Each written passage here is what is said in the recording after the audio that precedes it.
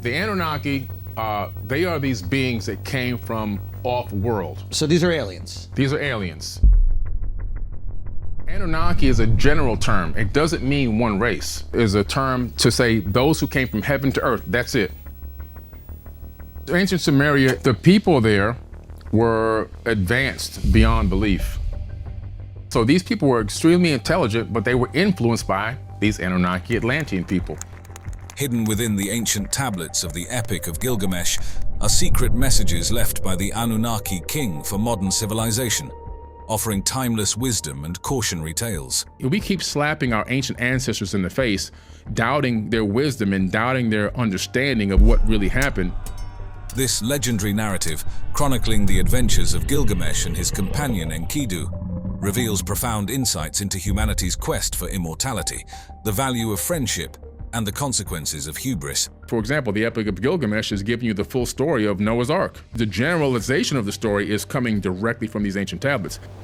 As scholars uncover more fragments and interpretations of this ancient epic, they piece together a tapestry of mythology, history, and philosophy. In the mid-19th century, a renewed interest in archaeology and history sparked the rediscovery of ancient civilizations. The homegrown archaeologists that aren't afraid to talk say that these fortresses were built in a day and a night by the beings that came from heaven.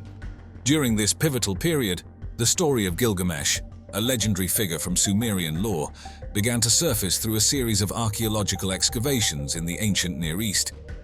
These efforts uncovered remnants of a long-forgotten civilization buried under the sands of time. Mesopotamia, often referred to as the cradle of civilization, was located in the fertile region between the Tigris and Euphrates rivers, corresponding to modern-day Iraq. This region was home to some of the earliest known cities, such as Uruk, and Babylon. The rich soil and abundant water supply supported the development of complex societies, advanced agriculture, and early writing systems, laying the foundations for human civilization. They actually, in the tablets, talk about clearing out the Euphrates and the Tigris to make it better for irrigation. In 1849, British archaeologist Austin Henry Layard made a groundbreaking discovery while excavating the ancient city of Nineveh, one of the oldest and most significant cities of the Assyrian Empire. Nineveh, located near the modern city of Mosul in northern Iraq, had been a major center of trade, politics, and culture in ancient Mesopotamia. Among Layard's most remarkable findings was the library of Ashurbanipal, the last great king of the Neo-Assyrian Empire. This vast collection of clay tablets, inscribed with cuneiform script, contained a wealth of information about the Assyrian Empire, its history, religion, literature, and science. The library, dating back to the 7th century BCE, was a treasure trove of knowledge that provided an unprecedented glimpse into the ancient world. Interestingly, the discovery of Ashurbanipal's library was serendipitous. Layard initially set out to find artifacts and treasures, but he stumbled upon a more valuable find: the written records of a civilization. These people were scribing specifically what they were told to write by their god or their lord or their master. The sheer volume of tablets, estimated to be around 30,000, suggested a highly literate society that valued the preservation of knowledge. The decipherment of cuneiform was a monumental achievement that unlocked the secrets of ancient Mesopotamian civilization. These translations are ancient, in my opinion, because we're talking about 17 and 1800s. The tablets were already translated. Cuneiform, one of the earliest systems of writing, was characterized by its wedge-shaped marks made on clay tablets with a reed stylus. This script was used by several ancient cultures, including the Sumerians, Akkadians, Babylonians, and Assyrians.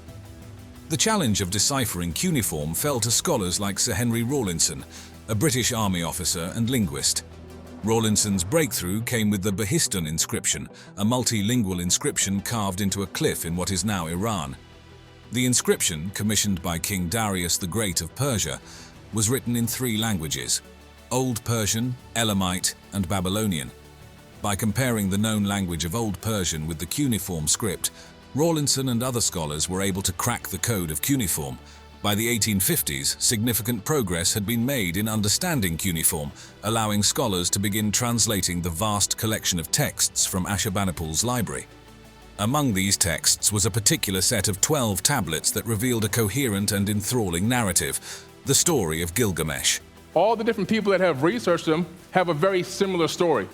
The Epic of Gilgamesh, one of the oldest known works of literature, is a rich tapestry of mythology, history, and philosophy. The narrative follows Gilgamesh, the semi-divine king of Uruk, and his adventures with his companion Enkidu. Their journey takes them through various trials, including the confrontation with the monster Humbaba, the rejection of the goddess Ishtar, and the quest for immortality following Enkidu's passing.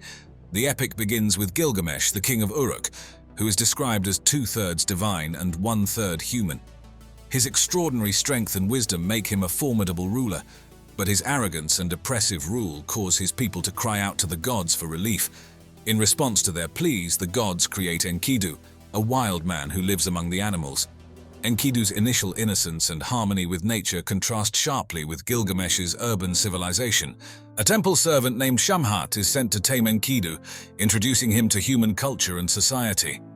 This transformation from wild man to civilized companion sets the stage for his friendship with Gilgamesh.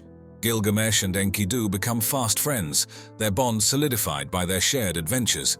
They undertake a perilous journey to the cedar forest to confront Humbaba, the fearsome guardian appointed by the god Enlil. Despite Humbaba's terrifying presence, they manage to defeat him, showcasing their bravery and strength. This victory, however, sows the seeds of their eventual downfall by angering the gods. The gods decree that Enkidu must be expunged as punishment for their defiance. Enkidu's passing is a pivotal moment in the epic, profoundly affecting Gilgamesh.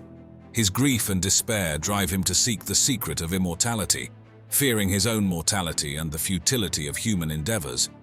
This quest takes him on a journey beyond the known world, into the realms of the gods and the unknown.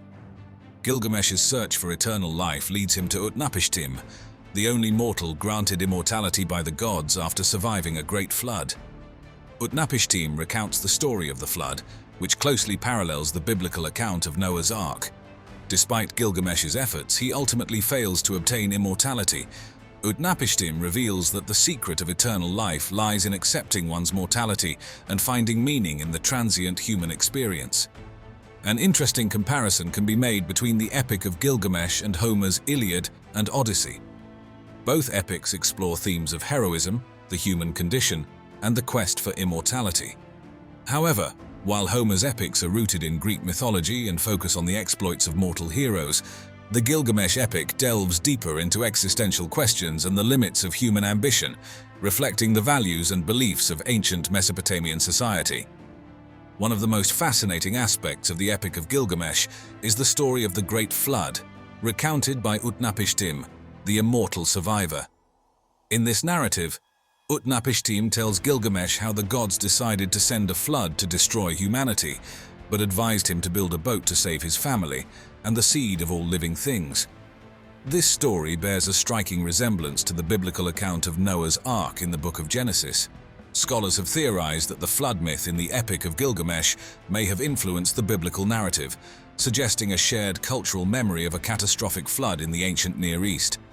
This theory is supported by the fact that flood myths are prevalent in many ancient cultures, pointing to a possible historical event or a collective human response to natural disasters. An intriguing theory posits that Gilgamesh may have been a historical figure who reigned over the city-state of Uruk around 2700 BCE. Evidence supporting this theory includes the Sumerian king list, which mentions a king named Gilgamesh who ruled Uruk for 126 years. While the epic embellishes his life with mythical elements, it is possible that the stories were inspired by a real king, whose deeds and legacy were magnified over time. This theory highlights the fluid boundary between history and myth in ancient storytelling. Over the years, additional fragments of the Gilgamesh epic have been discovered at various archaeological sites across Mesopotamia, such as the ancient cities of Ur and Babylon. These fragments have allowed scholars to fill in gaps and clarify ambiguities in the narrative, enhancing our understanding of the text. Each new discovery has helped refine the epic, revealing variations in the story that reflect different cultural contexts and periods. For instance, some versions emphasize Gilgamesh's divinity more than others, while certain passages highlight different moral and philosophical themes.